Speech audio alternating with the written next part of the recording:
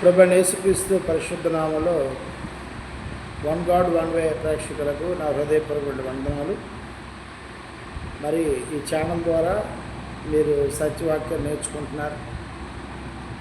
దాన్ని బట్టి మీ అందరికి మరొక మారు హృదయపూర్వక వందనాలు చెల్లించుకుంటున్నాను. ఈ అంశము క్రీస్తు సంఘ సభ్యుడు ఎలా ఉండాలి. క్రీస్తు సంఘ సభ్యుడు ఎలా ఉండాలి అనే విషయం మనం నేర్చుకుందాం. మొదటి కొరింథీయులకు రాసిన పత్రిక 3వ అధ్యాయం 16వ వచనంలో, మొదటి కొరింథీయులకు రాసిన పత్రిక 3వ అధ్యాయం 16వ వచనంలో, మీరు దేవుని ఆలయమై ఉన్నారనియు దేవుని ఆత్మ మీలో నివసించుచున్నాడనియు మీరు ఎరుగురా. ఎవడైనాను దేవుని ఆలయమును పాడు చేసినడలా దేవుడు వాడిని పాడు చేయడు. దేవుని ఆలయము పరిశుద్ధమై ఉన్నది, మీరు ఆలయమై ఉన్నారు అన్నాడు. దేవుని మరొకసారి చదువుతున్నాను, మీరు దేవుని ఆలయమై ఉన్నారనియు దేవుని ఆత్మ మీలో నివసించుచున్నాడనియు మీరు ఎరుగరా. ఎవడైనాను దేవుని ఆలయమును పాడు చేసినడలా దేవుని వారిని పాడు చేయను. దేవుని ఆలయము పరిశుద్ధమై ఉన్నది, మీరు ఆ ఆలయమై ఉన్నారు అన్నాడు. ఏది దేవుని సంఘము, ఏది దేవుని ఆలయం అని అంటే నీవే నూనె, నీవు నేనే దేవుని ఆలయము, దేవుని సంఘం. ఇది సంఘము అనగానే మనుషుల యొక్క భావన ఏంటి అంటే ఈ భౌతికమైనటువంటి భవనం అనుకుంటున్నారు. భవనానికి, బిల్డింగ్కి, సంఘానికి సంబంధమే లేదు. సంఘము అనేసరికి ప్రతి ఒక్కరి మైండ్లో వచ్చేది ఏంటంటే భవనము లేదా బిల్డింగు లేదా మందిరము లేదా దేవాలయం అనే పేర్లు పెట్టేశారు. ఈ సంఘము అనేసరికి పక్కన ఒక పేరు పెట్టారు, CHURCH, చర్చ్. కాదు, సంఘము అంటే అది కాదు. సంఘము అంటే నీవు నేను. మళ్ళీ చదువుతున్నాను, మీరు దేవుని ఆలయమై ఉన్నారు, మీరు దేవుని ఆలయమై ఉన్నారని, దేవుని ఆత్మ మీలో నివసించుచున్నాడని మీరెరుగరా. ఎవడైనాను దేవుని ఆలయమును పాడు చేసినలా దేవుడు వారిని పాడు చేయరు. దేవుని ఆలయము పరిశుద్ధమై ఉన్నది, మీరు ఆలయమై ఉన్నారు. ఇది కాదు. ఈరోజు చాలామంది ఏమంటారంటే, ఇదిగో దేవుడు నాకు దర్శనం ఇచ్చాడు, ఈ ప్రాంతంలో నాకు సేవ చేయమన్నాడు, ఇక్కడ మందిరం కట్టమన్నాను అన్నాడు. అంటే ఆ వ్యక్తికి దేవుడి ఆలయం అంటే ఏంటో తెలియదు, దేవుడు ఎక్కడ నివసిస్తాడో తెలియదు, దేవుని పరిశుద్ధ స్థలం ఏంటో తెలియదు. తెలియని వాడు భ్రమపరిచే ఆత్మ ద్వారా సాతాను ఏర్పరచుకున్నటువంటి ఏజెంట్ ఆ వ్యక్తి. ఆ ఏజెంట్ ఏం చేస్తాడంటే పల ప్రాంతంకి వెళ్ళి, నాకు దేవుడు ఈ ప్రాంతం చూపించాడు, ఈ ప్రాంతంలో సేవ చేయమన్నాడు, ఇక్కడ మందిరం కట్టాలి అని. మా బాల్యంలో మేము చదువుకునే సమయంలో కొన్ని కరపత్రాలు రోడ్డు మీద పంచాం. ఆ కరపత్రంలో ఏమనిపోయిందంటే, ఒక రిక్షా మీద ఒక దేవత అతనికి కనబడింది. ఆ దేవత ఆయనకి మందిరం కట్టమన్నది. కాబట్టి ఈ పత్రికలు ఎవరైతే చదువుతారో, ఈ పత్రికలు చదివిన వారు మళ్ళీ 1,00,000 పత్రికలు కొట్టి ఇతరులు పంచాలి, లేకపోతే శాపం వస్తుంది అని ఒక ప్రచురణ అనేది అప్పట్లో ఉండేది. అలాగే చాలామంది మనం కొట్టించి మళ్ళీ తిరిగిచ్చేవారు, ఏమైనా వస్తుందేమో అని. అలాగే నేడు దేవుని ఆలయం అంటే ఏంటి, దేవుడు ఎక్కడ నివసిస్తాడు, దేవుడు పరిశుద్ధ స్థలము ఏంటి, దేవుడు ఎవరిలో నివసించి తన పని చేసుకునే విషయము ఈరోజు చాలామందికి తెలియక ఈ భౌతికమైన భవనాలను సంఘమని, దాన్ని దేవాలయమని, మందిరమని పేర్లు పెడతా ఉన్నారు. దేవుడు హస్తకృత ఆలయం నివాసమే చేయడు. దేవుడు స్ట్రైట్గా చెప్పాడు, నేను మానవులు కట్టినటువంటి హస్తకృత ఆలయంలో నేను నివాసం చేయను. కీర్తన గ్రంథము 132వ అధ్యాయము 13-14 వచనంలో, యెహోవా సియోనులో ఏర్పరచుకుని ఉన్నాడు, తనకు నివాస స్థలముగానే దాన్ని కోరుకుని ఉన్నాడు. ఇది నేను కోరిన స్థానము, ఇది నిత్యము నాకు విశ్రమ స్థానముగా నుండిను, ఇక్కడే నేను నివసించేదను అన్నాడు. సియోను అంటే క్రొత్త నిబంధన సంఘం. సంఘాన్ని దేవుడు తన నివాస స్థలముగా నియమించుకొని ఏర్పరచుకొని ఉన్నాడు. కాబట్టి దేవుని ఆలయము సంఘము, దేవుని మందిరం అంటే సంఘము. ఆ మందిరము నీవు నేను అనే సంగతి తేటగా తెలియపరచవలసి ఉన్నది. లేకపోతే తీవ్ర ఇబ్బందులకు గురి కాక తప్పదు. నీవే సంఘమును పాడు చేస్తావు. కాబట్టి సంఘ సభ్యుడు క్రీస్తు దేవుని కుమారుని విశ్వసించడు. క్రీస్తు నా ప్రభువు, నా రాజు అని హృదయంలో ప్రతిష్ఠింపబడినవాడు. యేసుక్రీస్తును మృతుల్లో నుండి లేపిన వాడని ఎవడైతే విశ్వసిస్తాడో, దేవుడే లేపి విశ్వసిస్తాడో, ఆ క్రీస్తు సంఘ సభ్యుడు సంఘం యొక్క భావన ఏంటి, సంఘం యొక్క వివరణ ఏంటి, ఆ సంఘంలో ఎలాగా కొనసాగాలి అనే విషయము తెల్లగా తెలియకపోతే ప్రమాదం ఉంది అన్న సంగతి గమనించాలి. కాబట్టి 1 తిమోతి రాసిన పత్రిక 3:15 అయినను నేను ఆలస్యము చేసినలా దేవుని మందిరంలో అనగా గమనించండి, జీవము గల దేవుని సంఘములో జనులు ఎలాగో ప్రవర్తింపవలనో అది నీకు తెలియవలని ఈ సంగతి నీకు రాయించున్నాను. జీవం ఎవరిలో ఉంటుంది? మనలో ఉంటుంది, నీలో ఉంటుంది, నాలో ఉంటుంది. ఈ భౌతికమైన భావనలో ఉంటుంది. ఈ భౌతికమైన భావనలో జీవముండే అవకాశం అదే. జీవము గల దేవుని సంఘంలో జనులు, సంఘ సభ్యుడు ఎలా ప్రవర్తింపవలనో అది నీకు తెలియవలనని ఈ సంగతి నీకు రాయించున్నాను. సంఘము గమనించండి, సంఘము సత్యమునకు స్తంభమును ఆధారమై ఉన్నది. ఈ సంఘము దేవుడు నివాసముగా ఏర్పాటు చేసుకున్న ఈ సంఘము, ఈ పరిశుద్ధ స్థలంలో జనులు ఎలాగ ప్రవర్తింపవలనో ఆయన తెలియజెప్పాడు. అది సత్యము అన్నాడు. సత్యం ఇందులో ఉంటుంది. సత్యము స్తంభములకు ఆధారమై ఉన్నది అంట. కాబట్టి వాస్తవానికి సమీపింపరాని తేజస్సులో వసించుచు అమరుడై ఉన్నవాడు క్రీస్తు సంఘములో నివసిస్తారని, క్రీస్తు సంఘములో సభ్యుడిగా ఉన్నవాళ్ళు నివసిస్తారని, ఆ సంఘము పరిశుద్ధంగా ఉండాలని తండ్రి అని దేవుడు కోరుతా ఉన్నాడు.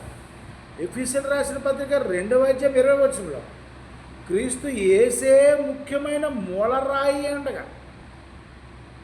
ఆ సంఘానికి ముఖ్యుడు ప్రధానమైన వాడు క్రీస్తు సంఘం. మొదటి సభ్యుడు దేవుని సంఘములో మొదటి సభ్యుడు యేసుక్రీస్తు ప్రభు. యేసుక్రీస్తే ముఖ్యమైన మూలరాయి ఉండగా అపోస్తులను ప్రవక్తలను వేసిన పునాది మీద మీరు కట్టబడి ఉన్నారు. మీరంటే ఎవరు? మీరు నేను కట్టబడి ఉన్నాం. ప్రతి కట్టడమును ఆయనలో చక్కగా అమర్చబడి ప్రభువునందు పరిశుద్ధమైన దేవాలయం ఒకటకు వృద్ధి పొందుచున్నది. దైవ సంకల్పము, దైవ చిత్తం ఎరిగిన మనం క్రీస్తు దేవుని కుమారుడు విశ్వసించి దేవుడు క్రీస్తు ద్వారా మాట్లాడిన ప్రతి మాటను గైకొని వాటి ప్రకారం జీవించినట్లయితే మనము దేవుని ప్రభునందు పరిశుద్ధమైన దేవాలయం ఒకటకు వృద్ధి పొందుచున్నది. ఆయనలో మీరు కూడా గమనించండి, ఆయనలో మీరు కూడా ఆత్మ మూలముగా దేవునికి నివాస స్థలమై ఉండుటకు కట్టబడుచున్నారు. దైవముండే ఏరియా, దైవముండే చోటు, దైవము నివసించే నివాస స్థలము మానవ దేహము. జీవము ఇందులో ఉంది. జీవము గల దేవుడు ఇందులో ఉంటాడు తప్ప నరుడు నాసికాంధ్రంలో జీవవాయువుడిగా నరుడు జీవాత్మాయనం. జీవము గల దేవుని చేత కట్టబడేటువంటి ఈ మనుష్యుల్లో దేవుడు నివాసం చేస్తాడు తప్ప ఈ భవంతిలో ఉండే అవకాశమే లేదు. 1 కొరింథీయులకు రాసిన పత్రిక 3:9 మేము దేవుని జత పనివారమై ఉన్నాం. గమనించండి, మేము దేవుని జత పనివారమై ఉన్నాము. మీరు దేవుని వ్యవసాయమును దేవుని గృహమునై ఉన్నారు అన్నాడు. దేవుని గృహము అంటే ఈ భౌతికమైన బిల్డింగ్ కాదు, భౌతికమైన భవంతి కాదు. చాలామందికి దేవుడు నివసించే చోటు, దేవుని పరిశుద్ధమైన స్థలము, దేవుడు ఏర్పరచుకునే స్థలము, సంఘము, స్థలము, గృహము, మందిరం అంటే నీవు నేనే. ఈ భౌతికమైన కాదు. ఈ పిచ్చి వాళ్ళకి ఇది తేట తెల్ల తెలియక అమాయక ప్రజలైనటువంటి దేవుని దగ్గర కోట్ల రూపాయలు వసూలు చేసి, లక్షల రూపాయలు వసూలు చేసి, దేవుని మందిరం మీకు డబ్బులు ఇస్తే మీకు మేలు అని చెప్పి పెద్ద పెద్ద భవంతులు కట్టి ఇది దేవుని మందిరం ఓపెనింగ్ అవుతుంది, దేవుని ఆలయం ఓపెన్ అవుతుంది అన్నారు. వారికి దేవుని సంఘం అంటే తెలీదు. దేవుని సంఘ సభ్యుడు అలా ఉండకూడదు. దేవుని సంఘము అనగా నీవు నేనే అని సంగతి మీరు గమనించాలి. కిందకి లేదు, కిందకున్నాయి, కింద నేడు. కాబట్టి దేవుని గృహము, దేవుని ఆలయము, దేవుని మందిరము, దేవుని పరిశుద్ధ స్థలము, దేవుని సంఘము, దేవుని దేవాలయం అని దేవుడు ఏర్పరచుకున్నది, దేవుడు నివసించే వాతావరణం ఏది అంటే ఈ దేహమే. కాబట్టి సొలొమోను గారు కూడాను దేవుడికి ఒక మందిరం కట్టేస్తానని ఆలోచన చేశాడు. దావీదు ఆలోచన చేశాడు. దావీదు ఆలోచన దేవుడు వద్దన్నాడు. సొలొమోను గారి ద్వారా తన ఆలోచన మాటిచ్చాడు కాబట్టి కట్టమన్నాడు. కానీ ఆయన ఏమన్నాడంటే, దేవుడు నేను మానవులు కల్పించినటువంటి అశ్రుతాలు నివసించడం, ఆకాశం నా సింహాసనం, భూమి నా పాదపీఠము, నువ్వు నాకు ఎక్కడ మందిరం కడతావు అన్నాడు. మరి భౌతికమైన మందిరానికి ఎందుకు కట్టమని ఆలోచించాడంటే, వారు కేవలము ఆ స్థలంలోకి వెళ్ళి ప్రత్యేకంగా ఇశ్రాయేలు ప్రజలు ఆయన మొరపెట్టడానికి, ఒక సమాజంగా కూడుకోవడానికి, అక్కడి నుండి అక్కడ ప్రార్థన చేస్తే దేవుడు వింటాడు అనే ఆలోచనతో కట్టారు. ఎలా కట్టారనంటే వెండితోటి, బంగారముతోటి, రత్నాలతో కట్టారు అది. కానీ ఎంత కట్టినప్పుడు కూడాను అక్కడ ఉన్నటువంటి బబులోను రాజు వచ్చి ఆ చక్రవర్తి వచ్చి ఏం చేశాడంటే దాన్ని నాశనం చేసేసాడు. నాశనం చేసిన బబులోను రాజుకి ఏ కీడు రాలేదు. ఎందుకు కీడు రాలేదంటే దేవుడు అక్కడి నుండి ఇశ్రాయేలు ప్రజలు మొరవింటానన్నాడు తప్ప, ఆయన 7 సంవత్సరాలు 40 సంవత్సరాలు కట్టినప్పుడు కూడాను సొలొమోను గారు ఆ మందిరాన్ని బబులోను రాజు పాడు చేసిన ఆయనకేం చేయలేదు, హాని చేయలేదు. కారణం ఏంటి అంటే దైవము నివసించే చోటు ఒక బిల్డింగ్ కాదు, ఒక భవంతి కాదు. మానవులు ఎంత బలముగా, ఎంత అందంగా, ఎంత కాస్ట్లీ కలపతో కట్టినప్పటికి కూడా దేవుడు దానిలో నివసించే పరిస్థితి ఏమాత్రం అవ్వడం. జీవము గల దేవుడు అస్సలు వాళ్ళ దాన్ని ఎక్స్పెక్ట్ చేయడు, దాన్ని ఏకీపించడు. ఈరోజు తెలంగాణ ప్రభుత్వంలో సుమారుగా 450 చర్చిలు కూల్చేసారు. అందరూ ఏమన్నారంటే ఇదిగో దేవుడి మందినికి వస్తున్నాడు, ఏది అయిపోద్ది, మరి నెక్స్ట్ ఇయర్ కల్లా బీజేపీ ప్రభుత్వం ఉండదు. ఉత్తిదే, ఏమి జరగదలిగి ఏమి హాని కలగదు. ఎందుకు కలగదు అని అంటే దేవుని మందిరము అంటే, దేవుని సంఘము అంటే, దేవుని పరిశుద్ధ స్థలం అంటే భౌతికమైన భవనము కాదు. లేఖనాలు నువ్వు అపార్థం చేసుకుంటావేమో కానీ దేవుని సంఘంలో ఉన్నవాడవైతే, క్రీస్తు సంఘ సభ్యుడివైతే, క్రీస్తు దేవుని కుమారుని నమ్మి విశ్వసించిన వాడవైతే సంఘము అంటే నీవే, దేవుని ఆలయం అంటే నీవే, దేవుని పరిశుద్ధ స్థలం అంటే నీవే, దేవుని మందిరం అంటే నీవే, దేవుని గృహం అంటే నీవే. ఇది నీకు తేట తెల్లపరచకపోతే నిన్ను ఎవడు పోదు. కాబట్టి ప్రేమైన వలన ఈ భవంతుల్ని ప్రభుత్వాలు కూల్చేసిన సరే, ఈ మధ్యన త్రిపులార్ గారు ఇదిగో మరి పర్మిషన్ తెచ్చుకో గొగ్గలు పెట్టేస్తాను, అయ్యో మా మందిరాలు పోతాయి. తప్పేం లేదు, పర్మిషన్ గవర్నమెంట్ భౌతికంగా ఏదైనా చేస్తారు, అది వాళ్ళ ఇష్టం. అది దేవుని మందిరం కాదు, దేవుని మందిరం నీవే. అందుకే యేసుప్రభు అన్నాడు ఒక మాట, ఎక్కడ నా నామములో 2-3 కూడుకుంటారో అన్నాడు. ఎక్కడ నువ్వు చెట్టు కింద ప్రార్థన చేసినా దేవుడు ఉన్నాడు, కొండ మీద ప్రార్థన చేసిన దేవుడు ఉన్నాడు. ఎక్కడ నలుగురు కూర్చొని ప్రార్థన చేస్తే దేవుని మందిరం అదే.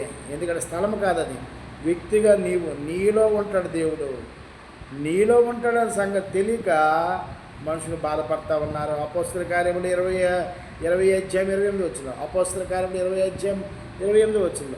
దేవుడు తన స్వరక్తం ఇచ్చి సంపాదించిన తన సంఘమును కాయట పరిశుద్ధాత్మ మిమ్మల్ని దేవుని యందు అధ్యక్షులుగా ఉంచిన ఆ యావత్తు మందను గూర్చి మీ మట్టుకు మిమ్మల్ని గూర్చి జాగ్రత్తగా ఉండుడి. నేను వెళ్ళిపోయిన తర్వాత క్రూరమైన తోడేలు మీలో ప్రవేశించిన నాకు తెలియదు. వారు మందను కనిగిరింపరు మరియు శిష్యులను తమ వెంట ఈడ్చుకొని పోవాలని వంకర మాటలు పలుకుతూ మనుషులు మీలోనే బయలుదేరుతున్నారు. ఎవడైతే క్రీస్తు యొక్క బోధన అపోస్తుల బోధ విన్నారు, క్రీస్తు సంఘ సభ్యులు అయిన తర్వాత ఇదిగో వాళ్ళు వచ్చి మిమ్మల్ని పాడు చేస్తారు. ఎలా పాడు చేస్తారంటే ఇలాగే పాడు చేస్తారు. దేవుని మందిరం నువ్వని చెప్పరు, దేవునికి మందిరం కట్టాలని చెప్తారు. ఇదిగో నీ హృదయంలో ఎంత పుట్టిందో అంత ఇయ్యని చెప్తారు. నువ్వు అప్పులు చేసి నీకు వచ్చిన నష్టం దేవుడు దీవిస్తాడని చెప్తారు. ఇదిగో దేవుడు మరి దేవుని పుట్టినరోజు చేస్తే నీకు మంచిదే మేలు జరుగుతుందని చెప్తారు.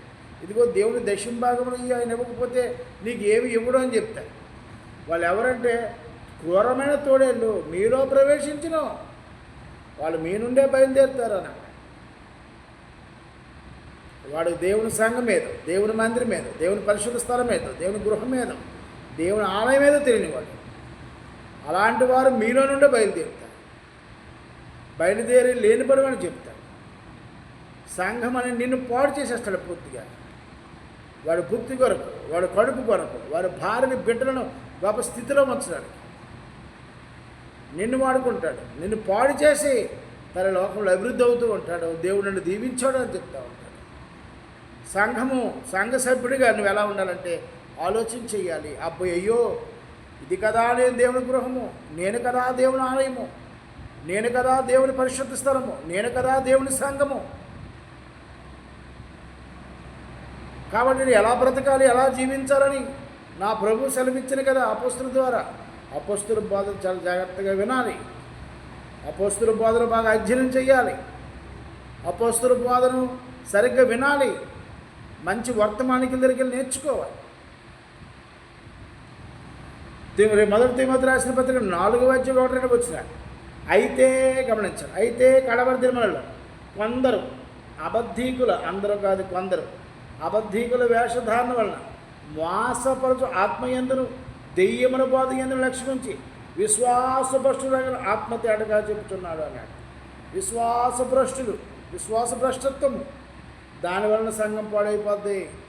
అబద్ధ బోధతో సంఘము ఎలా చొరబడి అబద్ధ బోధన చేసి క్రిస్మస్లు చేయాలని, ఈస్టర్లు చేయాలని, గురుషులు చేయాలని, బసపదలు చేయాలని, ఈత రొమ్మలు పట్టుకొని చర్చి బిల్డింగ్ తిరగాలని, ఆ రొమ్మలు కిటికీలకు పెట్టాలని, దానికి ఒక వాడంబరాల పువ్వులు పెట్టాలని, ఆ పువ్వులు నెత్తి మీద పెట్టుకుంటే ఆశీర్వాదమని, వాళ్ళు క్రీస్తు విరోధులు, అపవాది సంతానము, అపవాది దైవజనులు, అపవాది ఏర్పరచుకున్నటువంటి దైవజనులు. అలాంటి వారు మిమ్మల్ని మోసపరుస్తారు కడవరి దినాల్లో. తస్మత్ జాగ్రత్త అని ఆత్మ ముందుగానే చెప్తున్నాడు. పరిశుద్ధాత్ముడు ముందుగానే దేవుడు ఆ పరిశుద్ధాత్ముడి ద్వారా ముందుగానే అపోస్తలులు తెలియజెప్పాడు. ప్రియమైన వాళ్ళని గమనించాలి.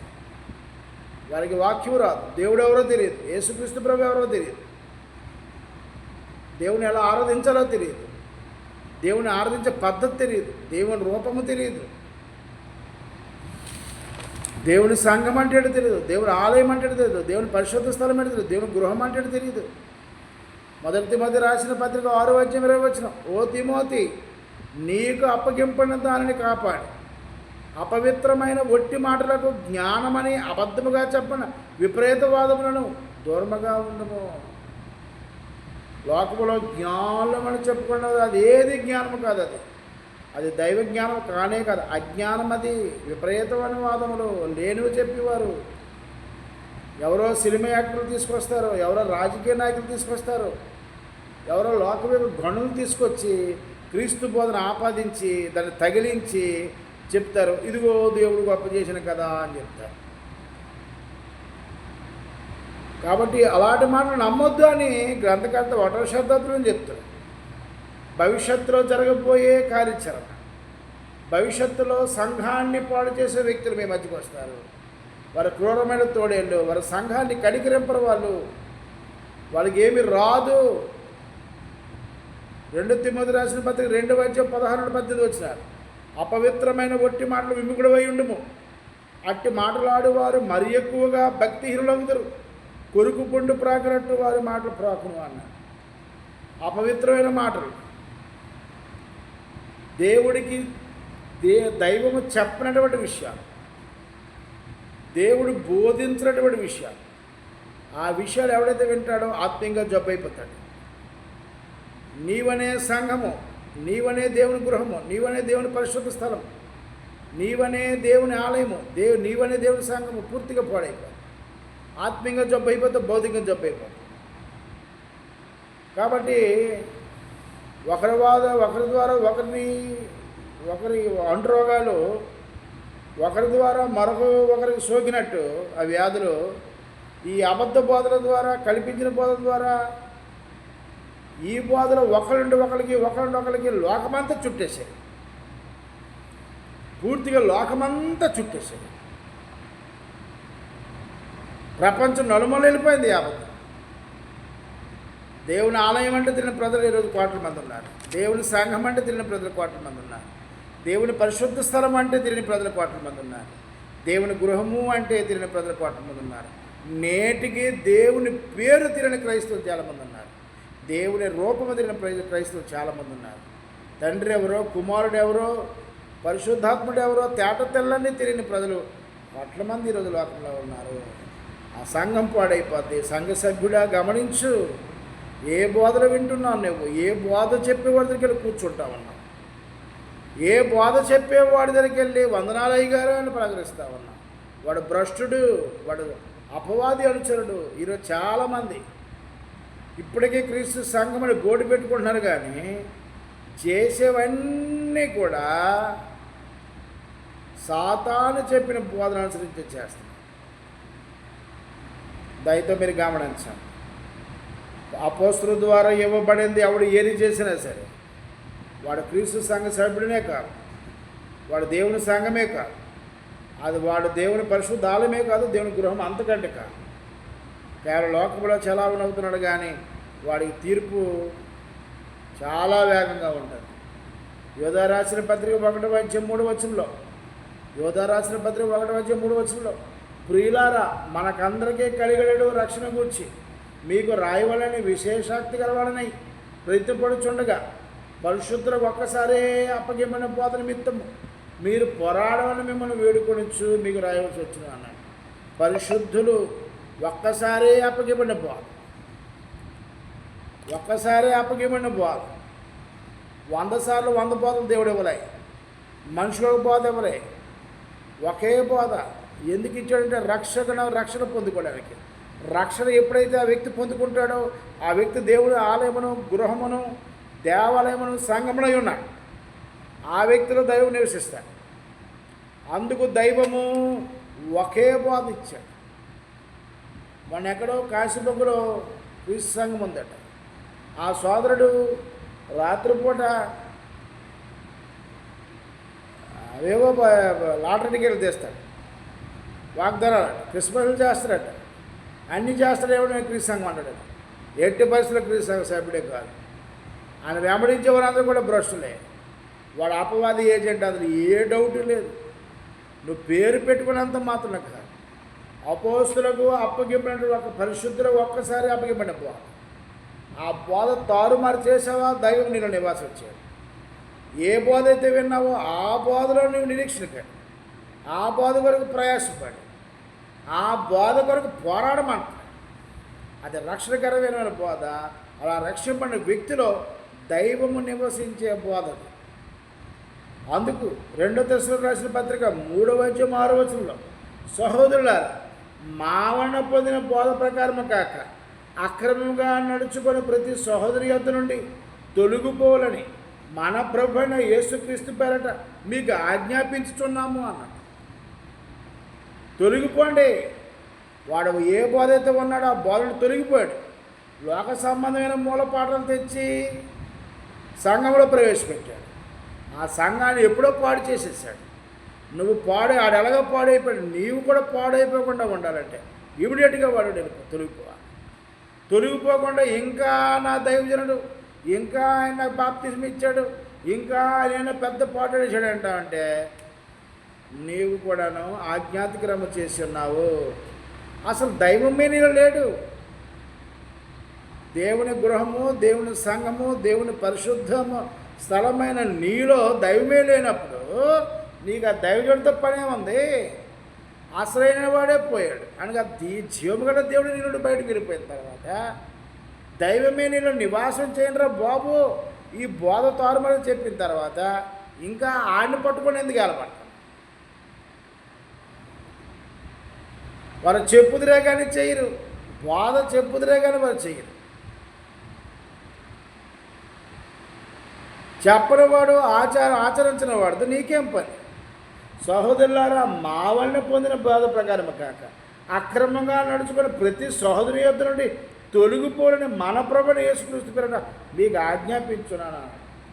ఆజ్ఞ అది దేవుని వల్ల కలిగింది, దేవుని వల్ల కలిగింది ఆజ్ఞ. ఆజ్ఞాతికరమే పాపము, పాపను జీతము మరణము అన్నాడు.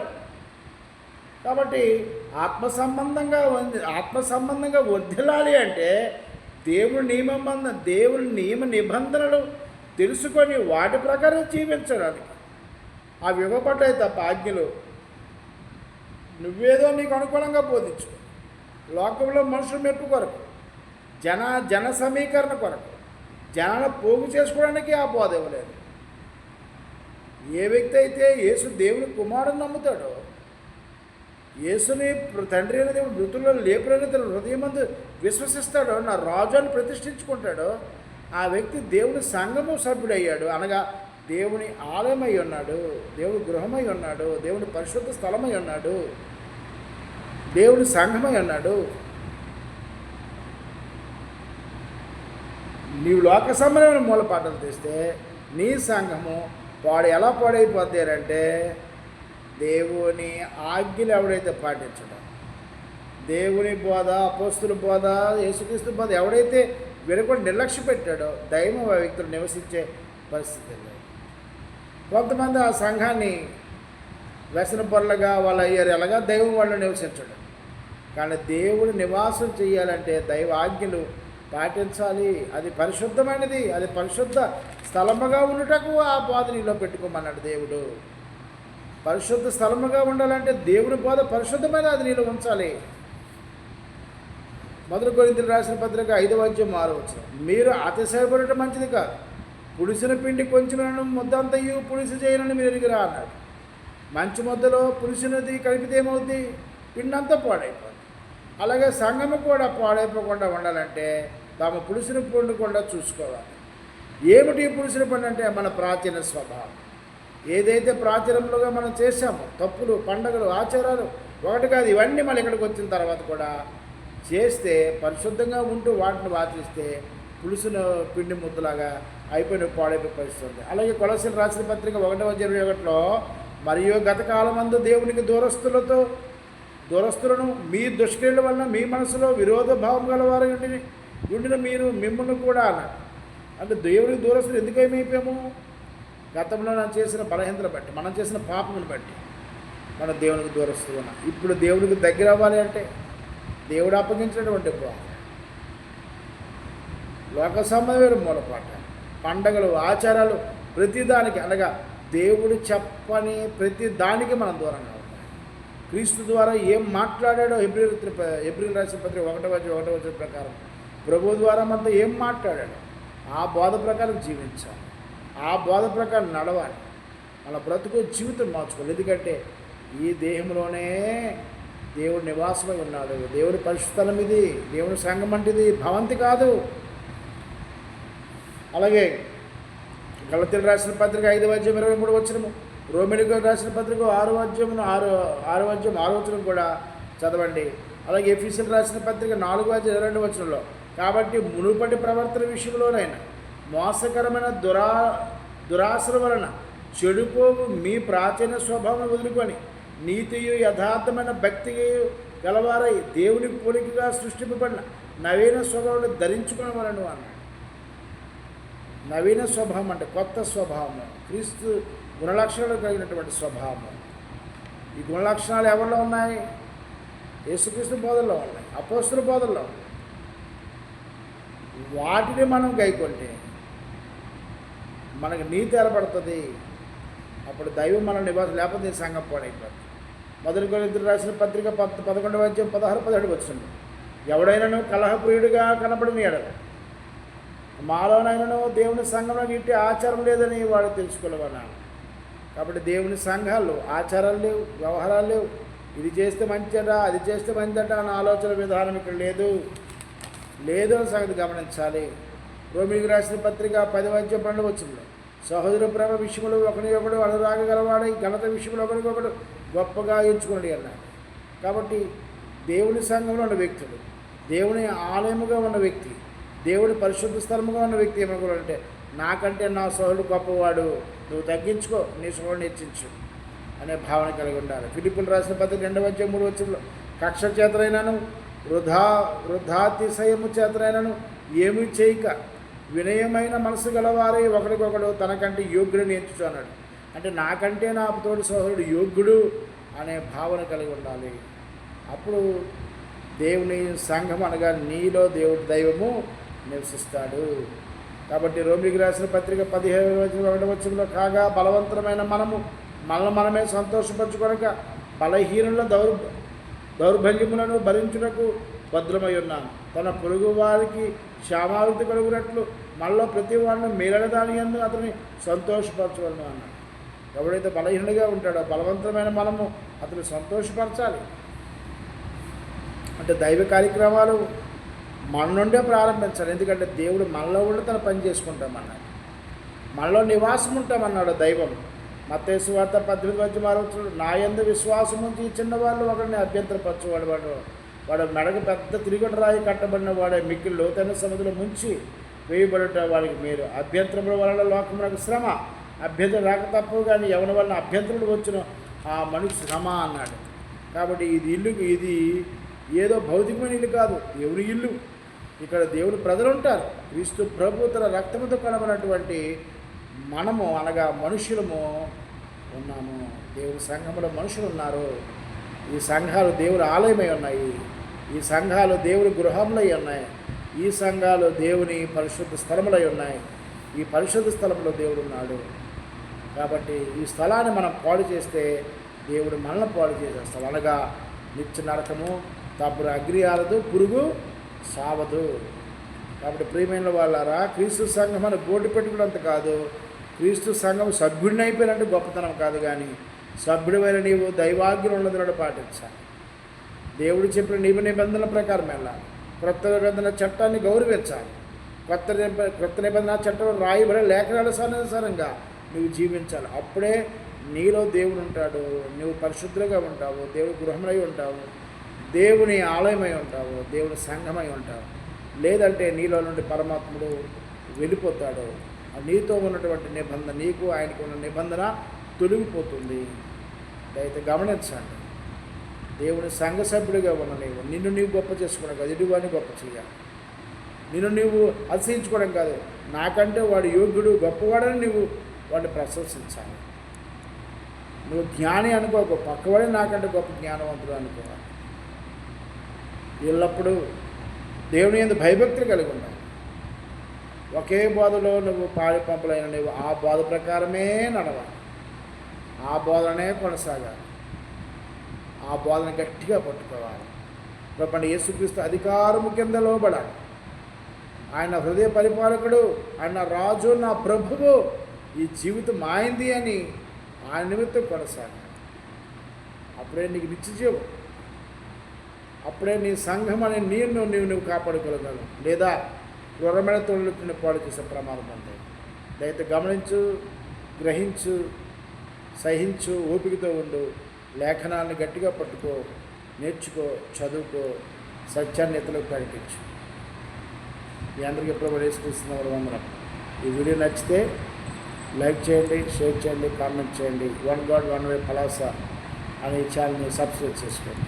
మీ అందరికీ వందనం.